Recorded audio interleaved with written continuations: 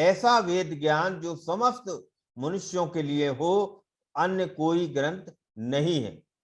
और विशेष बात यह है कि ये इसलिए ईश्वर की वाणी है कि ये तर्क सम्मत है, विवेचना के लायक है, और इसके अंदर कोई भी चमत्कारपूर्ण बात नहीं है। ऐसी कोई भी बात नहीं है जिसकी हम वर्तमान में कोई आलोचना कर सकें। प्रकृति नियमों के अनुरूप है और सारा ज्ञान है।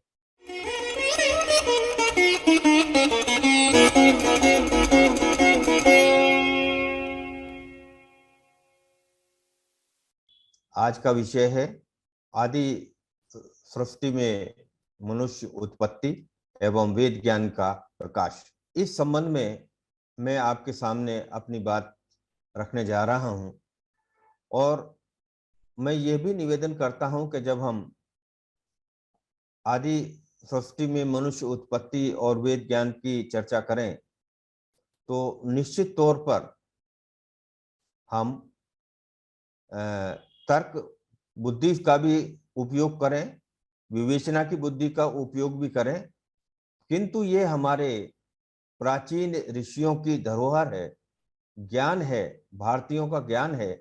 इसलिए एक श्रद्धा के साथ भी हम लोग अगर बात को सुनेंगे तो बात अच्छी प्रकार से समझ में आएगी। तो मैंने एक शोध ग्रंथ लिखा है जिसका नाम है विश्व सभ्यताओं का जनक भारत। उस शोध ग्रंथ में 22 अध्याय हैं, और उन 22 अध्याय में से जो प्रथम 3 अध्याय हैं उनकी आज हम चर्चा करने जा रहे हैं।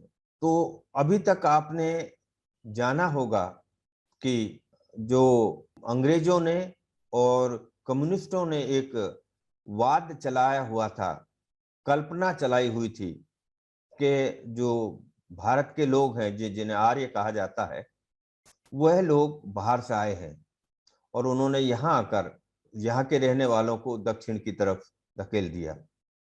इसका आरंभ एडवर्ड थॉमस ने 9 अप्रैल 1866 को जो रॉयल एशियाटिक सोसाइटी थी लंदन में, उसमें ये कल्पना पेश की थी। और ये कल्पना के साथ उन्होंने ये बताया था कि आर्याना प्रदेश से आर्यों की लहरें हिंदू कुश के रास्ते आईं और गंवारू गीत गाते हुए पंजाब में उतरी और सरस्वती की तरफ बढ़ी। उन्होंने जब ये कल्पना पेश की थी तो इसके पीछे कोई कारण, कोई तर्क, कोई प्रमाण नहीं दिया था, और इसको उन्होंने आगे जो है बढ़ाया। 1870 में जो एशियाटिक सोसाइटी का जर्नल था उसमें ये कल्पना पूर्ण रूप से छप भी गई। सर्वप्रथम इसका प्रतिवाद महर्षि दयानंद ने अपने अमर ग्रंथ सत्यार्थ प्रकाश में 1875 में कहा, और उन्होंने कहा कि जब हमारे ग्रंथों में यह कहीं उल्लेख नहीं है कि हम लोग बाहर से आए, और उनके भी ग्रंथों में कोई उल्लेख नहीं है जिनके बारे में ये तथाकथित रूप से बताते हैं कि उन लोगों को, खासकर द्रविड़ों को हमने मारकर दक्षिण में जो है भगाया, तो हम एक विदेशी व्यक्ति की बात को क्यों मान्य करें। और भी उन्होंने बहुत सारे कारण दिए, और इसके बाद जो उनके क्रम में वैदिक विद्वान थे वो लगातार इस वाद का प्रमाणों के आधार पर खंडन करते रहे।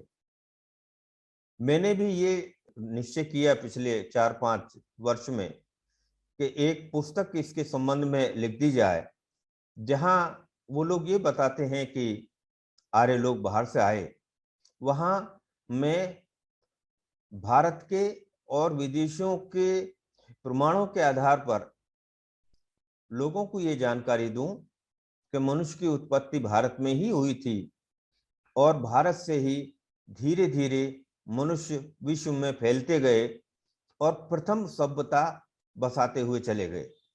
इसका अर्थ यह है कि भारत के अंदर जितने भी देश हैं जो उनकी प्राचीन सभ्यता हैं वो भारत प्राचीन समय में समस्त विश्व में भारतीय भारतीय ही थे, उन्हीं की सभ्यता और संस्कृति चलती थी, उन्हीं का ही ज्ञान जो है चलता था। और आज विश्व के जितने भी लोग हैं उन्हीं आदि पूर्वजों के वंशज हैं।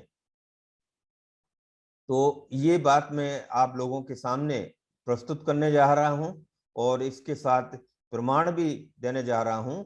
जो शोध ग्रंथ है वो ये है, विश्व सभ्यताओं का जनक भारत, और इसमें मैंने 131 ग्रंथों का संदर्भ दिया है, जिसमें 35 जो है विदेशी ग्रंथ हैं। विश्व सभ्यताओं का जनक भारत ये मेरा एक शोध ग्रंथ है। और आज हम चर्चा करेंगे प्रथम मनुष्य उत्पत्ति स्थान, वेद ज्ञान का प्रकाश, मनुष्य सृष्टि का आरंभ। और ये जो इस प्रकाशन की वेबसाइट है वो www.pvsp.india है, और नीचे इसमें ये फोन नंबर लिखा हुआ है प्रकाशन का। तो इस पे जाकर आप इस पुस्तक के बारे में जानकारी प्राप्त कर सकते हैं। जो भी मैं आज आपके सामने प्रस्तुत करने जा रहा हूं वो सत्य सनातन वैदिक धर्म के शास्त्रों के आधार पर है। तो भारतीय मान्यताओं के आधार पर ये बताया गया है कि प्रथम ब्रह्मांड का विकास हुआ, और जब पृथ्वी की रचना पूर्ण हुई तो सर्वप्रथम विश्व में जो सबसे ऊंचा था धीरे धीरे पानी से ऊपर आया। ईश्वर की व्यवस्था के अनुसार सभी वनस्पति जीव जंतुओं का हिमालय पर जन्म हुआ, क्योंकि हिमालय ही सबसे पहले ऊपर आया था। तिब्बत के पठार पर जो स्थान प्रथम जल से बाहर आ गया था, वहां ईश्वर की व्यवस्था के अनुसार बहुत से नर नारियों की उत्पत्ति हुई। अब इसके प्रमाण के रूप में हम शास्त्र का प्रमाण आपके सामने प्रस्तुत कर सकते हैं। यजुर्वेद के 31वें अध्याय में ये उल्लेख है कि तेन देवा अजयंत साध्या ऋषच्च, ये देव ऋषि आदि कोटि के बहुत सारे मनुष्य जो सृष्टि उत्पादक ईश्वर की आराधना करते हैं। अन्य प्रमाणों में मुंडको उपनिषद का भी प्रमाण है, तस्माच देवा बहुधा संप्रसुता साध्या मनुष्यो पशुओं व्यांसी। ईश्वर ने बहुत से देव ज्ञानी साध्य मनुष्य तथा पशु पक्षी उत्पन्न किए। महर्षि दयानंद ने भी अपने अमर ग्रंथ सत्यार्थ प्रकाश के अष्टम समोल्लास में ये बताया कि मनुष्य की उत्पत्ति त्रिविष्टप में हुई, जिसको आज तिब्बत कहते हैं, और वहां से ही आर्य लोग उतरकर भारत के मैदानों में आए और विश्व में अपनी सभ्यता आरंभ करते हुए चले गए। इसके बात के समर्थन में मैं चरक संहिता का एक प्रमाण आप लोगों के सामने रखना चाहता हूं, जो कि चिकित्सा स्थान रसायन अध्याय चतुर्थ पाद का है। उसमें ये उल्लेख है कि बहुत दिनों तक आर्य लोग हिमालय पर रहे, फिर उन्होंने हिमालय से उतरकर भूमि की खोज की और जिस रास्ते से वे आए उसका नाम हरिद्वार रखा। यहाँ आकर वे कुछ दिन तो रहे, पर जलवायु खान पान के दोष से बीमार होकर अपने मूल स्थान हिमालय की ओर लौट गए। परंतु कुछ काल बाद वो फिर वापस आए और अब की बार उन्होंने यहाँ के जंगलों को काट काट कर देश को बसने योग्य बनाया। कुरुक्षेत्र और सरस्वती नदी से लेकर सदा नीरातिक के जंगलों को उन्होंने आबाद किया और इस क्षेत्र का नाम रखा आर्याव्रत। आप जानते हैं कि आर्याव्रत की जो सीमा शास्त्रों में बताई गई है वो पूरब से लेकर पश्चिम तक समुद्र और ऊपर उत्तर में हिमालय से लेकर दक्षिण तक का जो भाग है वह आर्याव्रत कहा जाता था। जब पृथ्वी सात द्वीपों में विभाजित थी तो एक द्वीप को जम्बू द्वीप कहा गया, उसको अभी जो है एशिया का भाग कहा जाता है। उसमें हिम प्रदेश को ऋषभदेव के पुत्र भरत के नाम पर भरतखंड या भारतवर्ष रखा गया। भरतखंड में वर्तमान के ईरान से लेकर वियतनाम पर्यंत समस्त पूर्वी द्वीप आते हैं और ऊपर कश्मीर के ऊपर कजाकिस्तान तक का क्षेत्र और नीचे श्रीलंका का क्षेत्र आता है। इसलिए जब भी आर्यों में या हिंदुओं में कोई संस्कार होता है तो संकल्प में ये बोला जाता है कि व्यवस्थ मनवंतरे अष्टाविशी तिथि में युगे कलियुगे कलि प्रथम चरणे भूलोके जम्बूद्वीपे भारतवर्षे भरतखंडे आर्यवंत देशे। अर्थात उसमें जब भी कोई संस्कार होता है तो हम उस समय की गणना करते हैं कि किस मनवंतर में, किस कलयुग में और किस दिन हमारा ये कार्य हो रहा है और हम कहाँ बैठे हैं। तो उसमें जम्बूद्वीप का भी नाम आता है, भारतवर्ष का भी नाम आता है, आर्यवत का भी नाम आता है। जिस देश के अंदर हम ये कार्य कर रहे होते हैं उसका राज्य, जिला और उस स्थान का भी नाम आता है। ये एक परंपरा है। आपको मैं ये जानकारी दे दूं कि इतना विस्तृत ज्ञान और इतनी विस्तृत जानकारी केवल भारतीय शास्त्रों में ही उपलब्ध होती है, सनातन धर्म में ही उपलब्ध होती है। और चूंकि भारत के लोग सारे विश्व में गए और सारे विश्व की जानकारी करी, इसलिए उनको सारे विश्व के द्वीपों का और सारे विश्व के देशों का ज्ञान था। अन्य मतों में आप इसका अभाव ही पाएंगे। अब विचार करने की बात यह है कि जो प्रथम में मनुष्य उत्पन्न हुए थे उनको आर्य कहा गया था। अब आर्य की क्या परिभाषा है ये हम आप लोगों के सामने रखना चाहते हैं। ऋग्वेद में कहा गया है आर्याव्रता वृषजंतो अधिक्षमी। आर्य शब्द का अर्थ होता है वह व्यक्ति जो सत्य, अहिंसा, पवित्रता, पुरुषार्थ आदि आर्य व्रतों को विशेष रूप से धारण करते हैं तथा जो श्रेष्ठ गुण कर्म स्वभाव वाले होते हैं। निरुक्त में भी कहा गया है कि आर्य ईश्वर पुत्र है, अर्थात आर्य ईश्वर के पुत्र हैं। ईश्वर पुत्र से अभिप्राय श्रेष्ठ गुण संपन्न व्यक्ति से है। आर्य शब्द को सार्थक करने हेतु व्यक्ति में श्रेष्ठ गुणों से युक्त होना अनिवार्य है। विश्व का कोई भी व्यक्ति आर्य हो सकता है यदि उसके अंदर जो गुण मैंने अभी बताए हैं यदि वो हैं तो वो व्यक्ति आर्य जो है हो सकता है। ऋग्वेद में कहा गया है कि अहम भूमिम ददा मार्या, अर्थात ईश्वर निर्देश देता है कि मैंने यह भूमि आर्यों के लिए दी है। इससे यह प्रतीत होता है कि ईश्वर ने सर्वप्रथम आर्यों को उत्पन्न किया तथा यह भूमि प्रदान की। इसलिए ईश्वर विश्व के लोगों को आर्य बने रहने हेतु निर्देश भी देता है। आर्य शब्द के बारे में मैं और आपको ये जानकारी देना चाहता हूं कि वेदों से लेकर रामायण, महाभारत, चाणक्य, बौद्ध, जैन ग्रंथ भी भारत में रहने वाले श्रेष्ठ व्यक्तियों को आर्य शब्द से ही संबोधित करते हैं। कहने का आशय यह है कि आर्य किसी जाति, स्थान विशेष पर रहने वाले समूह आदि का नाम नहीं है। यह तो एक विशेषण है जो कि किसी भी उस व्यक्ति के लिए कहा जा सकता है जिसके अंदर ये गुण कर्म स्वभाव हो।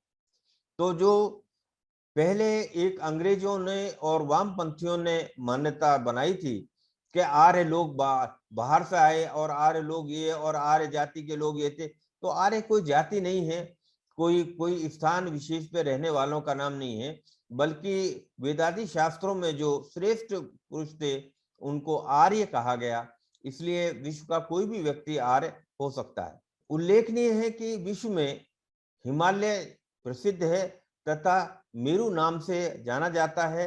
विभिन्न प्राचीन मान्यताओं में जैसे पारसी में मोरू, यूनान वाले मोरोस और मेरू में मिस्र वाले मेरेई और असीरिया वाले मोरुक कहते हैं। आशय यह है कि जहां मनुष्यों की प्रथम उत्पत्ति हुई वहां का स्थान सभी के द्वारा जाना जाता है। मैं आपको एक और जानकारी, दो और प्रमाण आपके सामने रख दूं कि जब 1979 से पूर्व अयातुल्ला खुमानी के शासन आने से पूर्व जब ईरान में राज्य था, तो वहां पर ये पढ़ाया जाता था कि हम लोग कुछ हजार साल पूर्व तिब्बत से उतरकर यहाँ आए और यहाँ की अच्छी आबो हवा देखकर बस गए। ये एक और प्रमाण है कि मनुष्य की उत्पत्ति तिब्बत में हुई। एक अल बैरूनी हुए हैं, उन्होंने लिखा है अल बैरूनी का भारत। उसके तीसरे भाग में ये कहा गया है कि हिंदुओं के राजा काबुल में रहते थे, वे तुर्क थे और उनकी उत्पत्ति तिब्बत से बताई जाती थी। इसके अर्थ ये होते हैं कि तिब्बत से ही तुर्क नाम के लोग आए थे, और जब अल बैरूनी वहां गए उससे पूर्व तक तुर्क लोग हिंदू ही थे, या उनका जो प्राचीन धर्म था वो हिंदू ही था। क्योंकि मैंने आपको पूर्व में भी ये जानकारी दी है कि विश्व के सभी लोग आदिकाल में आर्य थे, हिंदू ही थे, सब लोग वैदिक संस्कृति को ही मानने वाले थे। एक और प्रमाण की तरफ हम विचार करते हैं कि जो आदि समय में महाराज मनु हुए हैं, व्यवस्थ मनु, जिनको विश्व में मनु, नूह, मेनस, मिनोस आदि के नाम से विभिन्न सभ्यताओं में बताया जाता है और उनको अपना आदि पुरुष माना जाता है, वह भी हिमालय पर ही रहते थे। क्योंकि शतपथ ब्राह्मण में ये वर्णन आता है कि हिमालय पर ही मनु का अवसर्पण अर्थात जल प्लावन हुआ। महाभारत के वन पर्व में भी ये जिक्र आता है कि मनु ने इस हिमालय के संग में शीघ्रता से जल प्लावन की नाव को बांधा। और एक और सामान्य विचार करने की बात है कि हमारे जितने भी देवी देवता हैं, चाहे इंद्र हैं, शिव हैं और विष्णु हैं, ब्रह्मा हैं, ये सब लोगों का स्थान जितने भी शास्त्र हैं उनमें ये कहा जाता है कि ये लोग हिमालय पे रहते हैं। जैसे कि शिव का स्थान कैलाश पर्वत पे है। तो जो हमारे आदि देवता रहे हैं, जो प्रमुख हमारे रहे हैं, वो हिमालय पे ही रहे हैं। और चूंकि वो आदि काल से रहे हैं, इससे इस प्रकार से यह प्रमाणित होता है कि जो मनुष्य की उत्पत्ति हुई वह हिमालय पे ही हुई, क्योंकि वह स्थान प्रथम जल से ऊपर आया। और यह भी निश्चित बात है कि हिमालय पर उस समय जब ये देवता लोग या मनुष्य की उत्पत्ति हुई थी, इतनी ठंड वगैरह नहीं पड़ती थी। अभी भी आप देखते हैं कि जो ऋषि मुनि हैं या जो तपस्या करना चाहते हैं, वो उत्तराखंड या हिमालय पे ही जाकर रहते हैं और वहां अपनी तपस्या करते हैं। तो ये बात मैंने आपको संक्षिप्त में मनुष्य उत्पत्ति के बारे में बताई। ये जो विवरण है वो इस बात का खंडन करता है कि जो आधारहीन एडवर्ड थॉमस ने एक कल्पना पेश की थी वो कितनी कमजोर थी, और जो अभी मैंने आप लोगों के सामने बहुत सारे प्रमाणों के साथ ये सिद्ध किया है कि मनुष्य की उत्पत्ति हिमालय पर हुई और वहीं से उतरकर मनुष्य भारत के मैदानों में आए, जिन्हें आर्य जो है कहा गया, और इन्हीं आर्यों ने स्थान स्थान पर जाकर सभ्यताएं आरंभ की। तो ये भारतीयों के लिए बड़े गर्व की बात है। आइए अब हम वेद ज्ञान प्रकाश के बारे में चर्चा करते हैं। वेद ज्ञान के प्रकाश की बात इसलिए भी करनी आवश्यक है कि जिस प्रकार सृष्टि के प्रथम में मनुष्य उत्पन्न हुए, तो उनको ज्ञान देने के लिए ईश्वर ने वेद ज्ञान का प्रकाश 4 ऋषियों के हृदय में किया। तो जब मनुष्य को ज्ञान मिलेगा तभी वो पूर्ण हो सकता है। आप जानते हैं कि जो पशुओं का ज्ञान होता है वो स्वाभाविक ज्ञान होता है, और जो मनुष्यों का ज्ञान होता है वो नैमित्तिक ज्ञान होता है। आज हम और आप अगर हिंदी में बात कर रहे हैं और फ्रेंच में नहीं कर सकते, क्योंकि हमने हिंदी भाषा सीखी है। तो जो भी मनुष्य जो चीज सीखता है उसी का ही उपयोग करता है।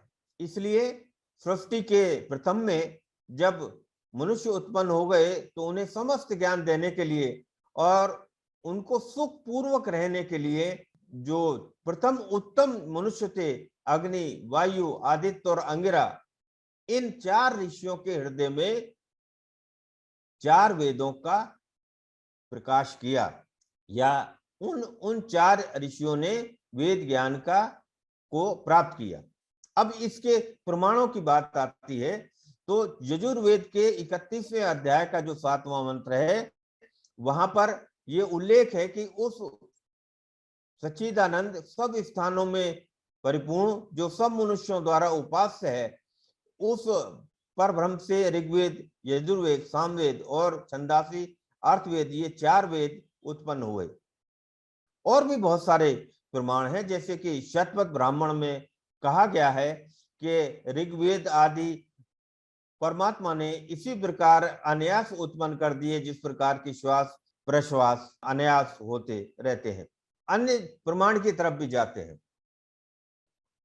शतपथ ब्राह्मण में एक स्थान पे आया है कि सृष्टि के प्रथम में, आदि में, परमात्मा ने अग्नि, वायु, आदित्य और अंगिरा ऋषियों के हृदय में एक एक वेद का प्रकाश किया।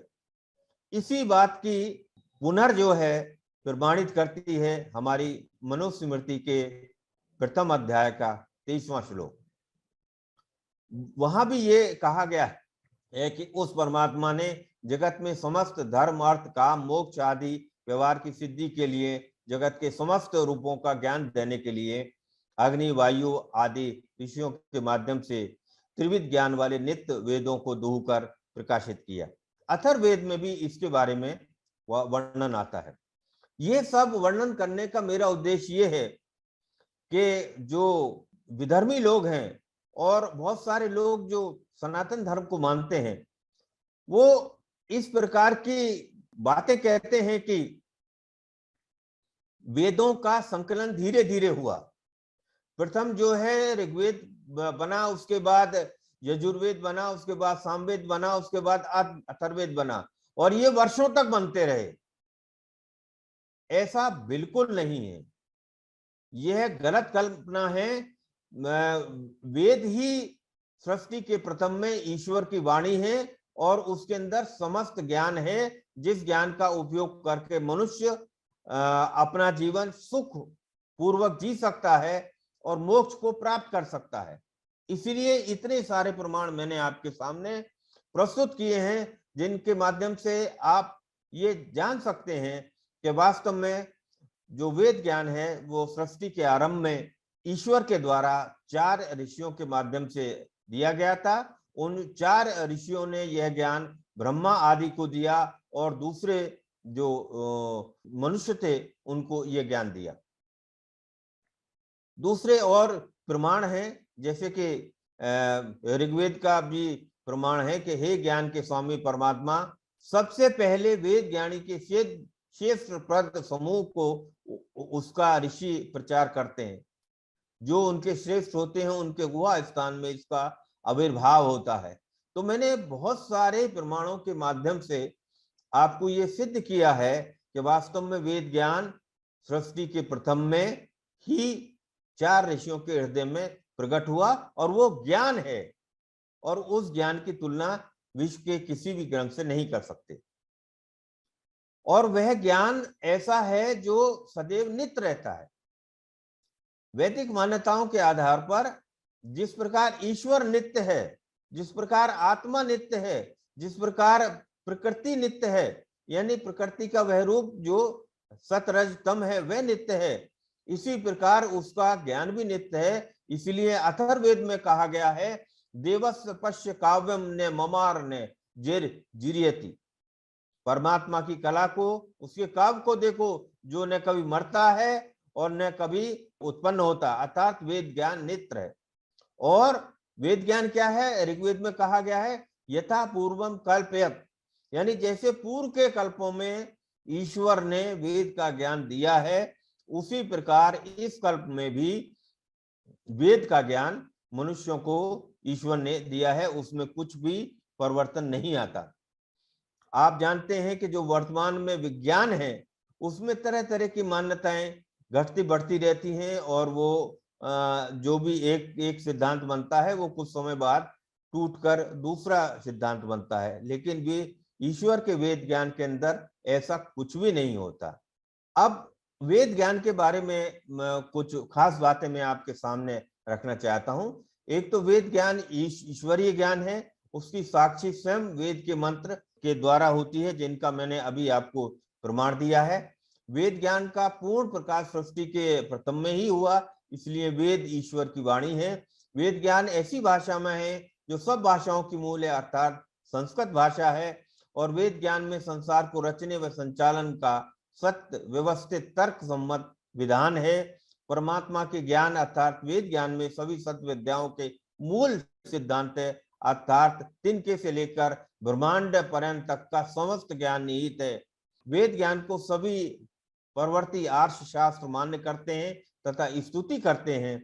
वेद ज्ञान मानव मात्र के लिए है तथा पूर्णतः भेदभाव रहित है, अर्थात सूर्य चंद्रमा आदि जैसे समस्त मानवों के लिए समान रूप से हैं। इसी प्रकार वेद ज्ञान भी सभी मानव मात्र के लिए है।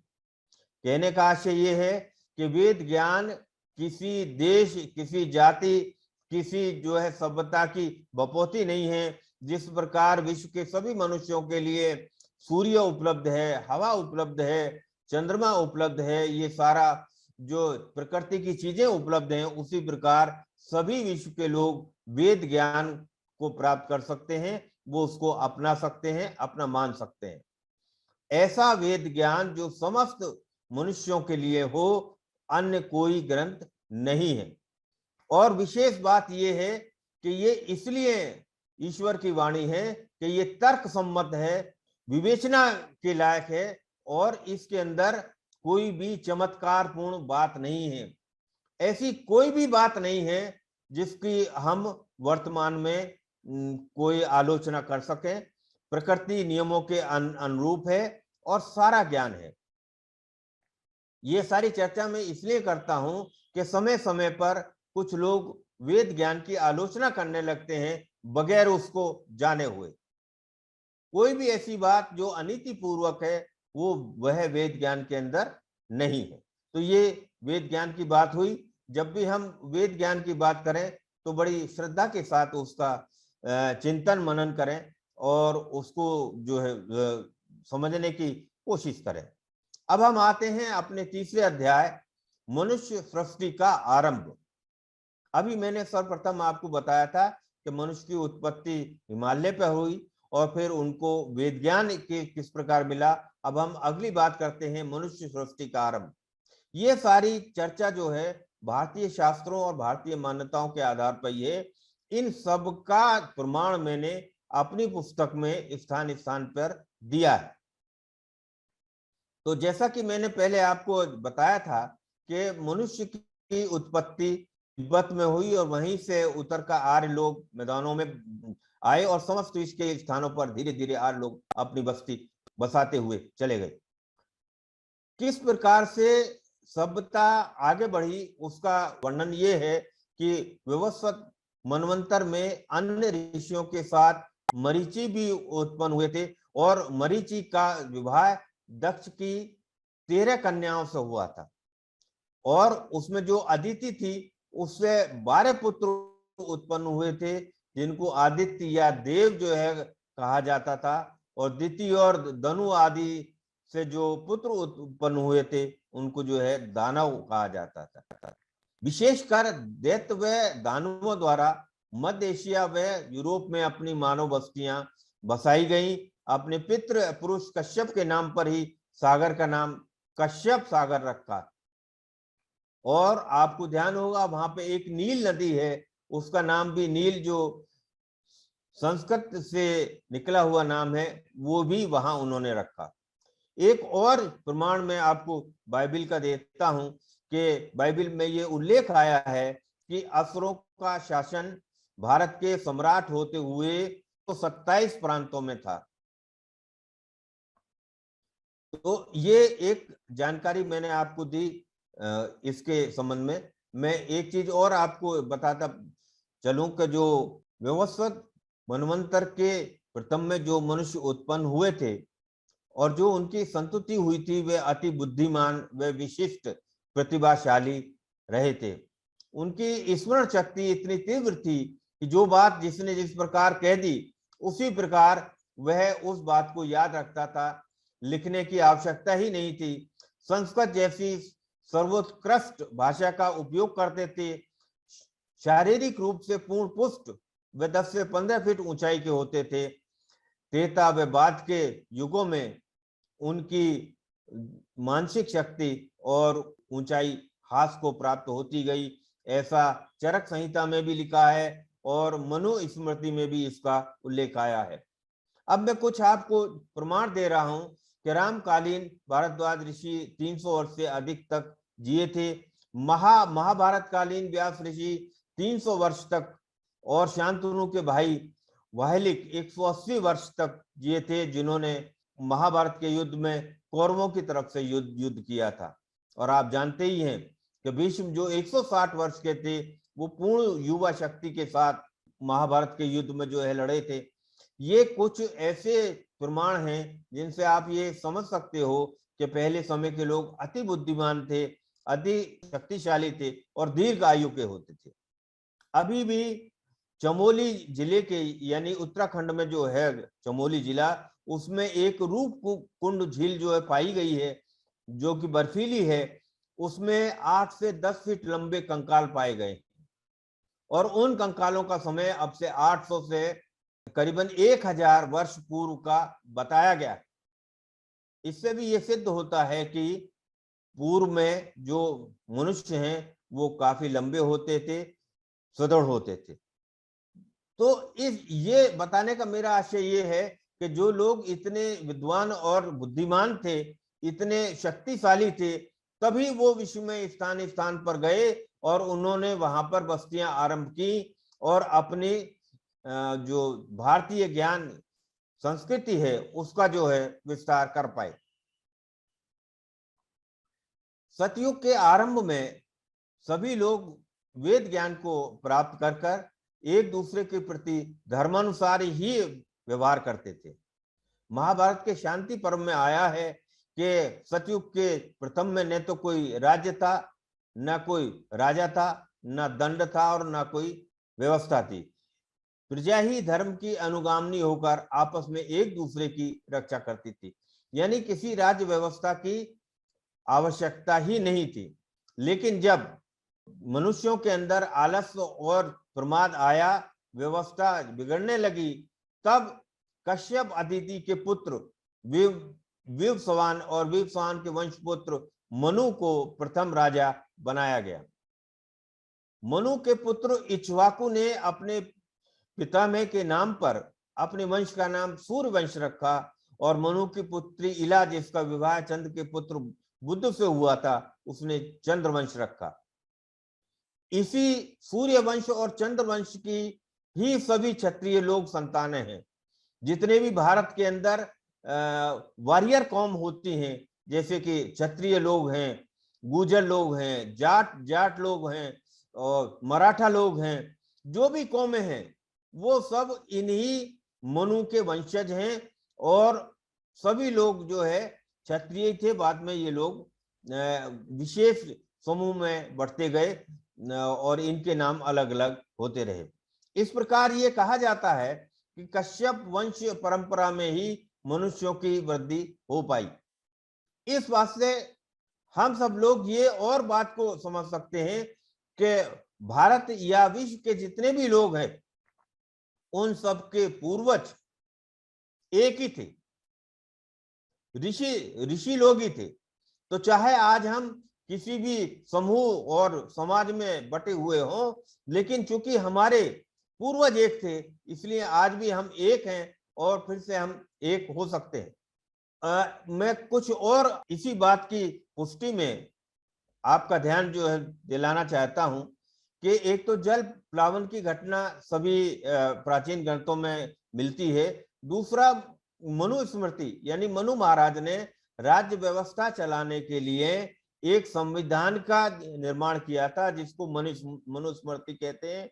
उसके अंदर लगभग 2700 श्लोक हैं और दुख की बात यह है कि उसमें समय समय पर अंग्रेजों के कालों में बहुत सारे श्लोक प्रक्षिप्त कर दिए गए जो कि महाराजा मनु की मान्यता के अनुरूप नहीं है।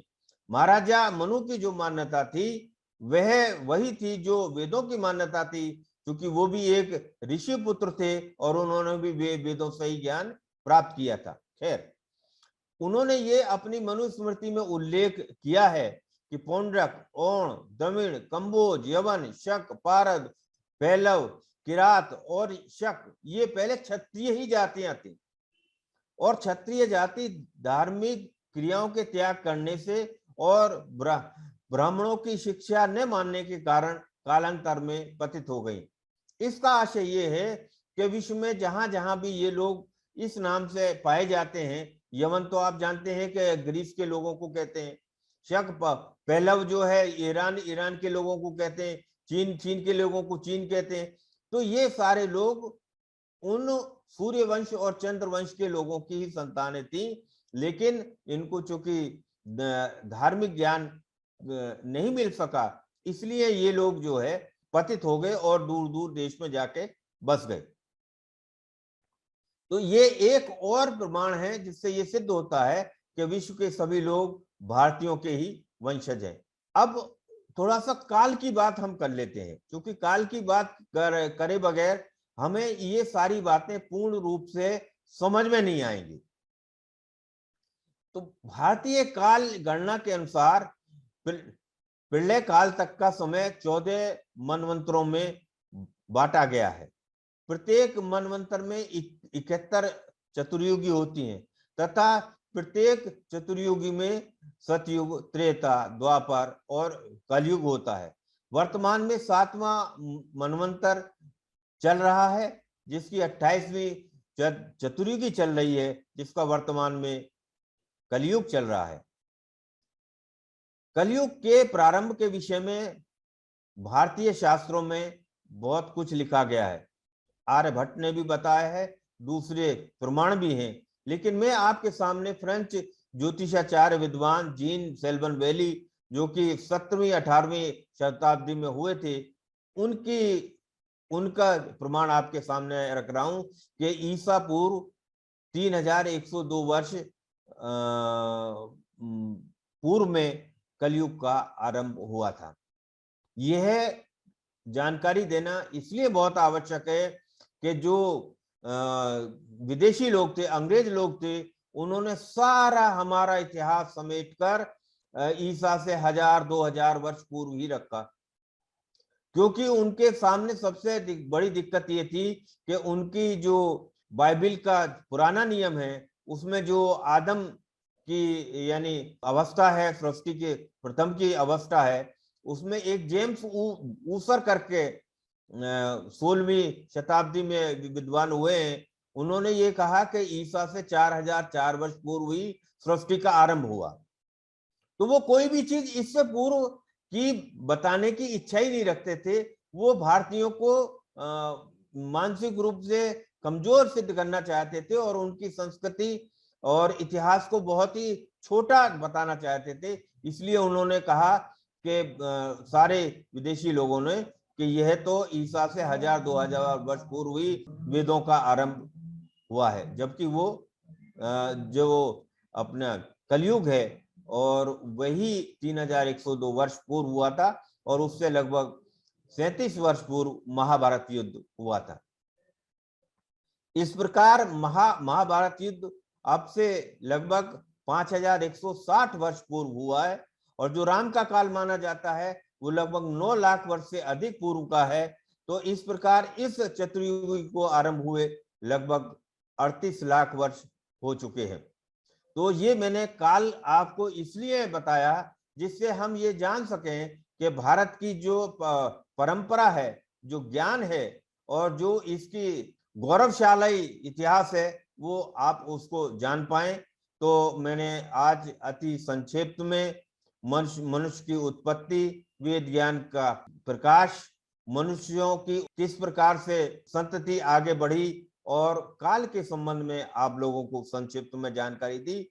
तो मैं अपनी बात को यही विराम देता हूं और ये निवेदन करता हूं कि अब वो समय आ गया है कि हम भारतीय संस्कृति और सभ्यता को जानें और उसी का ही प्रचार करें। मैं ये महसूस करता हूं कि अभी भी बहुत सारे लोग जो अंग्रेजों की बात है और जो कम्युनिस्टों की बात है उसका लगातार प्रचार कर रहे हैं, झूठी जो है किताब छाप रहे हैं, और उनकी ये कोशिश है कि हम जैसे लोग जो बहुत ही कम सामर्थ्य वाले हैं उनकी बात लोगों तक ना जा पाए, और वो उन्हीं अंग्रेजों की बात को आगे जो है बढ़ाते रहे कि आर्य लोग बाहर से आए थे और हमारी जितनी भी सभ्यता है वो ईसा से 1000-2000 वर्ष ही प्राचीन है।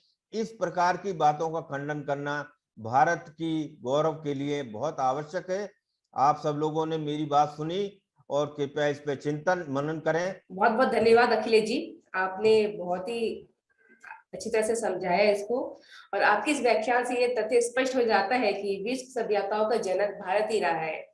आपने अमेरिका खंड, अफ्रीका, विश्व देश, मेसोपोटामिया, ईरान प्रदेश, यूरोप खंड, अरब प्रायद्वीप, ईरान देश, मोहनजोदाड़ो, हड़प्पा सभ्यता, चीन, मंगोलिया, जापान, बर्मा, शाम देश या थाईलैंड, कम्बोडिया, चंपाया, वियतनाम, मलेशिया आदि के बारे में ऐसी सामग्री उपलब्ध कराई जिससे पता चलता है कि इन सबका पूर्वज भारत ही रहा है।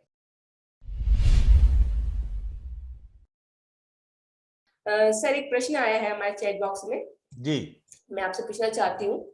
ये जी। आलोक त्रिपाठी जी का है कि बद्रीनाथ केदारनाथ का तिब्बत से या मनुष्य की उत्पत्ति से क्या संबंध है?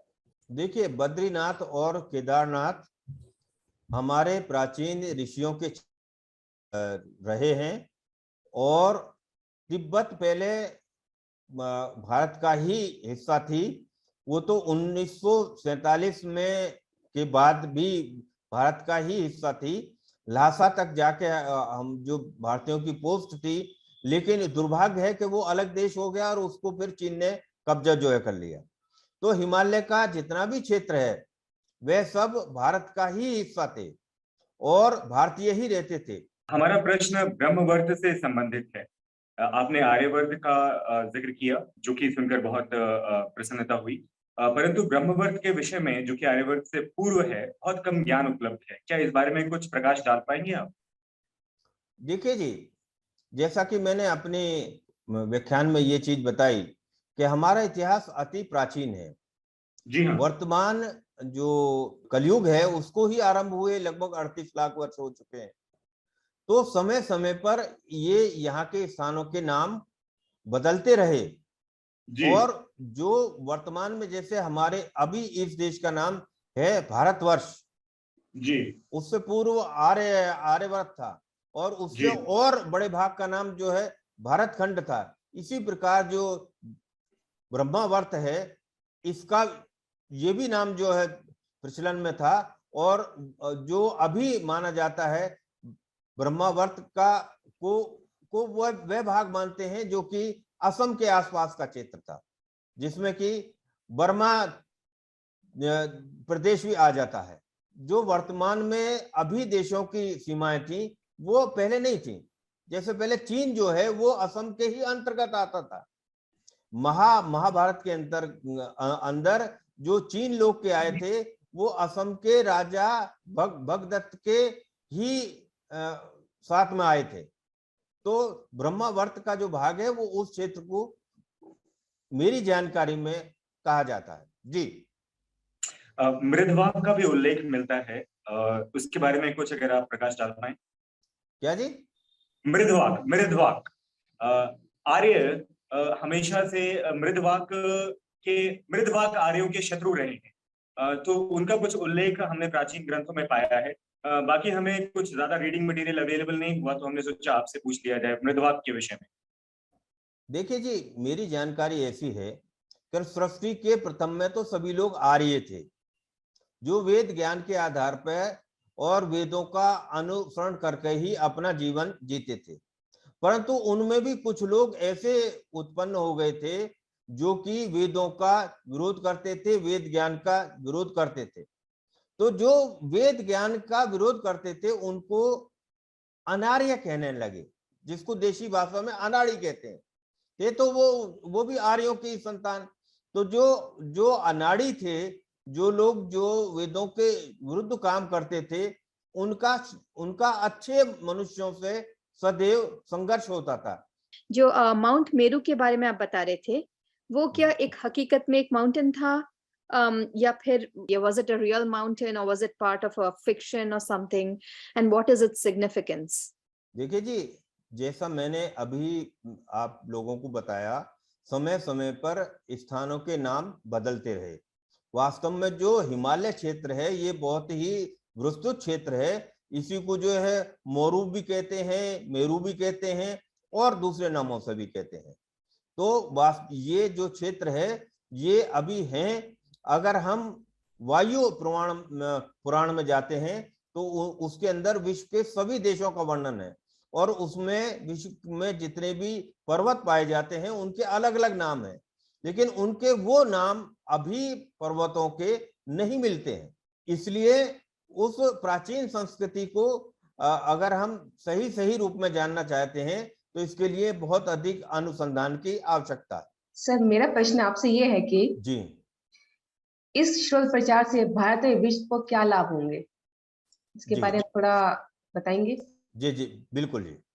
सबसे पहली बात तो ये है कि जो विदेशियों का दुष्प्रचार है, कम्युनिस्टों का दुष्प्रचार है, उसका खंडन होगा और भारत के लोग सत्य बात को जानेंगे, और सत्य बात जानकर भारत के लोगों में एक आत्मविश्वास भी जो है बढ़ेगा, और भारत के अंदर जितने भी समाज हैं वो ये जान पाएंगे कि हम सबके पूर्वज एक ही हैं। तो आपस के अंदर एक प्यार, एक मोहब्बत की बात होगी, और जब विश्व के लोग इस बात को जानेंगे तो उनके अंदर विश्व बंधुत्व की भावना जागृत होगी। और ये संभव है कि जो उनका सबसे प्राचीन धर्म है, सत्य सनातन वैदिक संस्कृति, जिसकी तरफ अब वो लोग मुड़ने लगे हैं, तो कुछ काल बाद सभी विश्व के लोग सत्य सनातन वैदिक संस्कृति और धर्म को मानने जो है लगेंगे, जिससे सभी विश्व के अंदर शांति होगी, सुख होगा और समृद्धि होगी। तो ये एक भावना है, और भारतीयों के लिए यह सब जानने के बाद आत्मविश्वास होगा कि हम ही वो लोग हैं जिनके पूर्वजों ने सारे विश्व की सभ्यताएं आरंभ की, और सारे विश्व के लोग उनके वंशज हैं। तो वर्तमान में जो एक राष्ट्र उत्थान की बात चल रही है, राष्ट्रवाद की बात चल रही है, नई शिक्षा नीति की बात चल रही है, उसमें मैं ऐसा समझता हूं कि मेरा शोध ग्रंथ निश्चित तौर पर कुछ काम अवश्य आ पाएगा। मेरा अगला प्रश्न आपसे ये है कि आपने अपने वार्ता के दौरान जो कुछ अभी बताया, कि आपकी पुस्तक विश्व सभ्यताओं का जनक भारत में इसका कोई प्रमाण है? जी, मैंने उसमें 131 पुस्तकों का प्रमाण दिया है, जिसमें 35 जो है विदेशी पुस्तक हैं, और मैंने सभी प्रमाण स्थान पर दिए हैं, क्योंकि ये एक ऐसा विषय था कि बगैर जो है प्रमाण के कोई भी व्यक्ति मेरी बात मानने के लिए तैयार नहीं होता। और आप ये जान के आश्चर्य होंगी कि विदेश के लोग तो स्वयं कह रहे हैं कि हम लोग आर्यों के जो है वंशज हैं, हम लोग जो है सूर्यवंशी हैं या चंद्रवंशी हैं या मनु की जो है संतान है, या उन्हीं लोगों की संतान है जो लोग भारत से आए। दिक्कत की बात यह है कि वो वैसे ग्रंथ अभी प्रकाश में नहीं आ रहे हैं, इसलिए मुझे 4-5 वर्ष लगे। उन प्राचीन ग्रंथों की मैंने खोज की, उनका अध्ययन किया, तभी मैं आप लोगों के सामने अपनी बात को प्रमाण के साथ प्रस्तुत करने में समर्थ हो पा रहा हूं। और वो जो सारी मैंने उस पुस्तक के अंदर जानकारी दी है वो बड़ी संक्षिप्त रूप से दी है, क्योंकि आजकल लोग बाग मोटी मोटी पुस्तकों को नहीं पढ़ते हैं, इसलिए मैंने सारी जानकारी संक्षिप्त रूप से दी है। मेरे जैसा सामान्य व्यक्ति अगर इतनी जानकारी प्राप्त कर सकता है, तो यदि कोई संस्थान इसके पीछे और काम करने लगे तो बहुत ही अच्छा होगा। मेरी आपके माध्यम से भारत सरकार से ये अपील है कि वो इस संबंध में आगे जो है कार्रवाई करें।